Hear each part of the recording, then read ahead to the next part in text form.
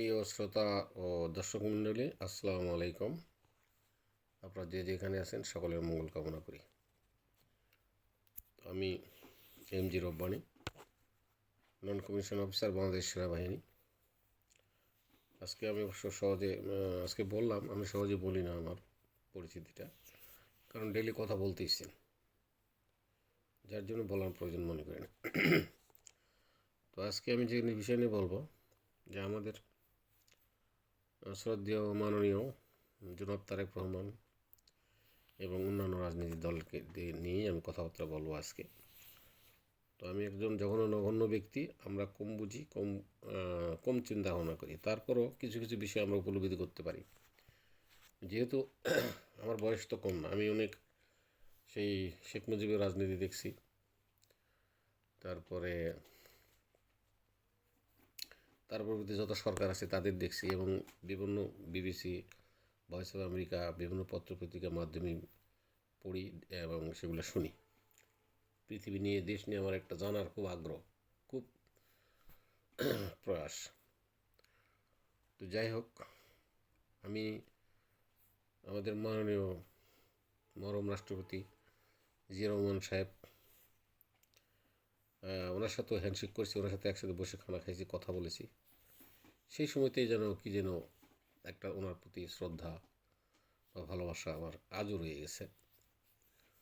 উনি মানুষ কঠিন ছিলেন, কিন্তু মনের দিক দিয়ে পরিষ্কার ছিলেন। ওনার সাথে হ্যান্ডশেক করেছিলাম, মনে এখন হাত আমার সাথে লেগে আছে, ওনার হাতের স্পর্শ। তো যাই হোক, উনি নিঃস্বার্থভাবে দেশকে শাসন করে গেছেন। কিন্তু বিএনপির পতন হয়েছে বিএনপি দলের জন্য, সেই বিষয় নিয়ে আজকে আমি বলবো, এবং জনাব তারেক জিয়া সাহেবকেও আমি অনুরোধ করব অনেক কিছু এড়িয়ে চলার জন্য। যে উনি বিশ্বাস করতে গিয়ে বিএনপির ওনার অধীনস্থ দলকে বা ওনার পার্টনার বা সাথীদেরকে অত্যন্ত বিশ্বাস করতেন বিধায় উনি আজকে অকাতরে পৃথিবী থেকে চলে গেছেন। বিষয়টা একটু বলি, স্পষ্ট কথা, সত্য কথা, দেখা কথা, কোনো মিথ্যা কথা না। জিয়াউর সাহেব যখন ক্ষমতায় আসলেন, আসার পরে ওই যে বহুদলীয় গণতন্ত্রের কথা যেন বলছিলেন, তো ওনার তো উপদেষ্টা ছিলেন ডক্টর প্রদীপ চৌধুরী। উনি তো চলে গেছেন, আল্লাহ তাকে বেশি করুক। তো চিটাগাঙ্গে বিএনপির কমিটি গঠন করা হয়েছিল। ঢাকা বসেই তারা বদরুদ্দোজা জিয়াউর রহমান সাহেব দুইজনে মিলে সিদ্ধান্ত দিয়েছে একজনকে সভাপতি করবে। সভাপতি করা হয়ে গেছে, ডিক্লেয়ার দেওয়া হয়েছে। কিন্তু ওই যে ইয়ে এমপি মন্ত্রী রাজনীতিবিদরা তো অর্থলিপি, হ্যাঁ, তারা কেমনি বড় হবে, লুটে পেটে খাইবে, দেশের মানুষের কল্যাণ হলো কি না হলো এগুলো তো চিন্তা করে না। তো উনি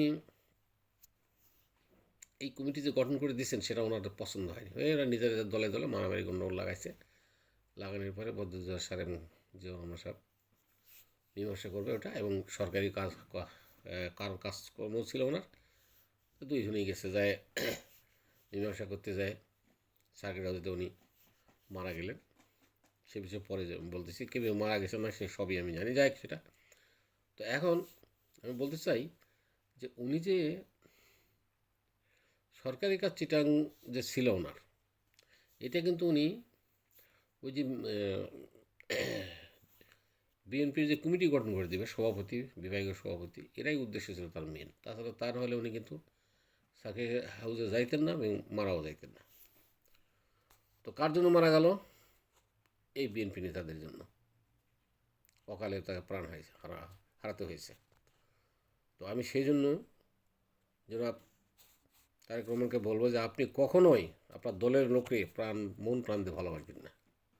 ওদের কারণেই কিন্তু আপনি দেশান্তর হয়েছেন, আপনাকে জেল খাটতে হয়েছে, আপনাকে মার খাইতে হয়েছে, এবং আমার মাকেও জেল খাটতে হয়েছে। কেন? এই বিএনপির আপনাদের নেতাকর্মীদের জন্য, এই নেতাদের জন্য।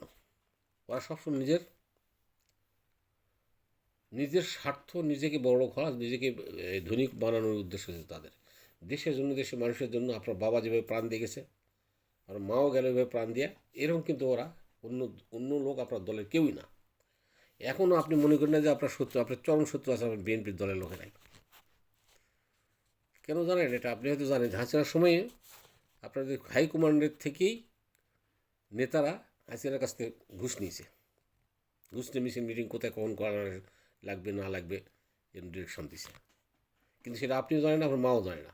আর এরকম লোক, বুঝছেন, এগুলো সত্য ঘটনা। তো ওনারা দেখেন রাষ্ট্রের ওনারা টাকা পয়সা নয়সই করছে, ওনারা আপনার আরাফিন ট্রাস্টের টাকা মানে খুব ব্যয় করছে, এদিক থেকে ডানবাম করছে। আর আপনার মা সহজ সরল মানুষ, তার সামনে নিয়ে যা দিছে, ম্যাডাম হ্যাঁ সব ঠিক আছে, সই করে দেন, সই করে দিছে। এইগুলো হাসিনার সময় আসে তদন্ত করতে যা দেখে উল্টাপাল্টা। জেল খাটলো কি? আপনার মা। দেশান্তর হলে কি আপনি? কেন হলেন? আপনার দলের এই দেশদ্রোহী লোকেরা, এরা হলো দেশদ্রোহী লোক। এদের কারণেই আপনাকে বিতাড়িত হইতে হয়েছে এবং মাও অকালে মারা গেল। যদি এত মামলা মোকদ্দমা না থাকতো, আপনার মা মনে হয় আরও 10-5 বছর বাঁচে থাকতো। একজন বাবাও কিন্তু জীবন হারাইতো না। অতএব আপনার কাছে অনুরোধ, আপনি কখনোই সবাইকে বিশ্বাস করবেন না এবং যে যা করবে তা শুনবেন না, ঠিক আছে? এই যে দেখেন, আপনি অনেকগুলো মনোনয়ন দেন নাই। আপনার আমরা দেশ বিদেশে ঘুরতেছি, শহরে বিভিন্ন জেলায় ঘুরতেছি, দেখতেছি কি যে মানুষ মনে মনে বলছে যে ঠুকুস করে ডাইরি প্লাই ভোট দেবো, কারণ বিএনপির নেতাকর্মীরা ভালো চাঁদা তোলে, গায়ে দৌড় দেখায়, এটা করে সেটা করে। হ্যাঁ, তারা ক্ষমতা না আসতে এই অবস্থা, ক্ষমতায় গেলে কী করবে, এই জন্য তারা বলে যে না, আমার জামাতকেই ভোট দেবো। কিন্তু মুখে মুখে আপনার বিএনপির সাথে আছে, বলছে মুখে মুখে তাদের সাথে আছে। জয়পুরহাট জেলায় দেখেন, এই যে মোস্তাফিজুর রহমান ছিল যে ইঞ্জিনিয়ার, বিএনপি প্রত্যাশী, টাকা না দিয়ে আপনি দিয়েছেন কার কথা শুনি, এক ডিসি অবসরপ্রাপ্ত, তার বাড়ি কোথায় জানি না, ওই যে উদয়পুর ইউনিয়ন মনে হয়, কালাই থানা, তাকে দিয়েছেন। কিন্তু তাকে কেউ চিনি না। ওকে সম্বর্ধনা জানানোর জন্য ওই এলাকার লোক, কোনো লোক তাকে যায় নাই সম্বোধনা করতে, তাকে উৎসাহিত জানাতে। তাহলে এখানে তো নিশ্চিত আপনার কোনো ভোট নেই। জয়পুরহাট আসনে তো আপনি বিএনপি জিতবে বলে কোনো গ্যারান্টি নেই। যাই হোক, আপনি এখন যেখানে যাচ্ছেন মিছিল করার জন্য, আপনি দোয়া আশীর্বাদ নেওয়ার জন্য পীর সাহেবের কাছে যাচ্ছেন, দোয়া আশীর্বাদ নেন, আমরাও দোয়া করি।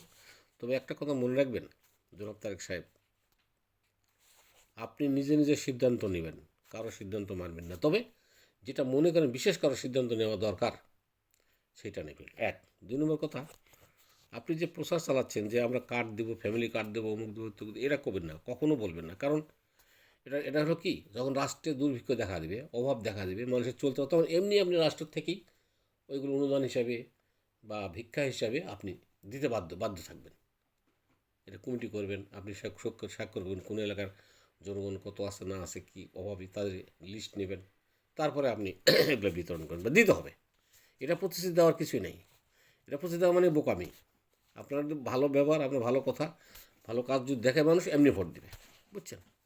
তো এগুলো বলতে যে রাষ্ট্রে আপনি যে টাকাটা দেবেন, রাষ্ট্রে কোত্থেকে দেবেন, কার বাড়িতে, আপনি বাড়িতে দেবেন? হ্যাঁ, আপনি দেওয়ার ক্ষমতা আছে? কখনোই না। এগুলো করা যাবে না, এগুলো বলবেন না আপনি, ঠিক আছে? তো যাই হোক, আপনি ভালো থাকেন, আপনিও ক্ষমতায় আসেন, আমরাও চাই। তবে আমি যে কথাটা বলছি আপনার দেশের সাথে, যা মানুষের সাথে, জাতির সাথে বলতেছি, আমার কোনো স্বার্থ নেই, আমি কোনো রাজনীতি যাব না, দাঁড়ায় না, কোনো ভোটও করি নাই। নিজে যা মনে করছি ভালো, তাকে ভোট দিছি, আর যা মনে করে দিই আর আসলে ভোট দেওয়ার সুযোগই পাই নাই। তো যাই হোক, আপনি ভালো থাকেন, দেশের জনগণ সবাই ভালো থাকুক, আমার শ্রোতা দর্শক মণ্ডলী সবাই ভালো থাকেন, সবার মঙ্গল কামনা করি। খোদা হাফেজ। এখানেই ভিডিওটি শেষ করলাম।